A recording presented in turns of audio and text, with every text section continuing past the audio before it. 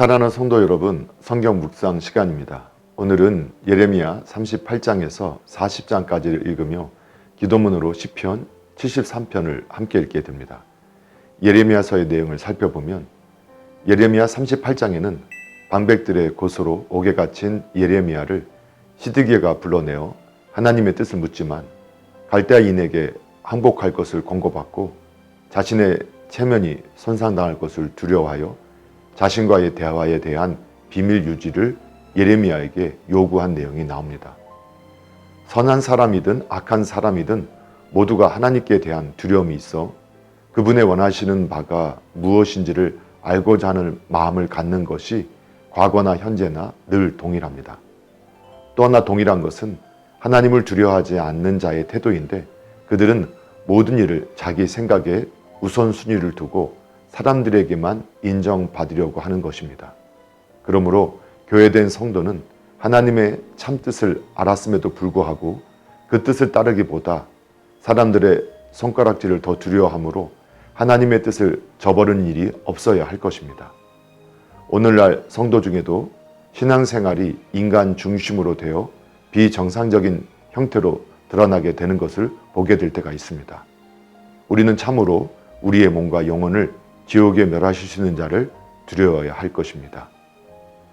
예레미야 39장에는 예루살렘이 바벨론에 의해 함락되고 시드기야의 아들들이 그의 목전에서 살해되고 자신은 눈이 뽑힌 채 포로가 된 사건과 예레미야를 구해준 구스인 에벤멜렉이 하나님의 긍휼로 인하여 구원을 약속받는 사건이 나옵니다.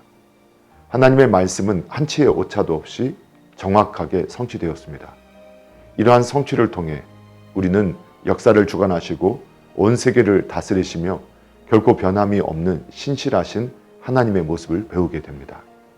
하나님께서는 오늘날 우리에게도 계명을 주시며 그것을 지키도록 요구하시는데 시드기야와 같이 하나님보다 사람을 의식함으로 인해 저주와 수치를 당하는 일이 없어야 할 것입니다.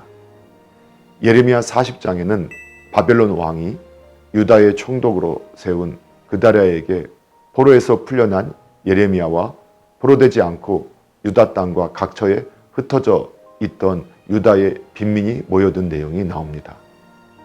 앞부분과는 달리 40장에서는 예언이 전혀 없고 유다 땅과 주변에 흩어졌던 유다 백성이 다시 모이는 역사적 사실에 관한 내용만 기록되어 있습니다.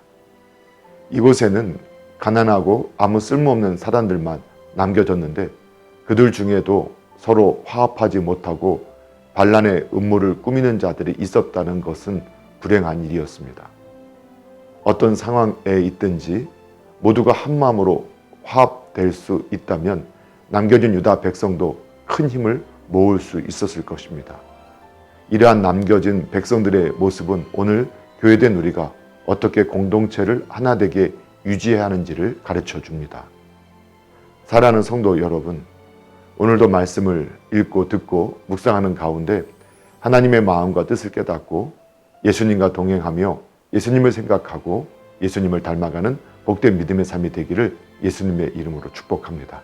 할렐루야!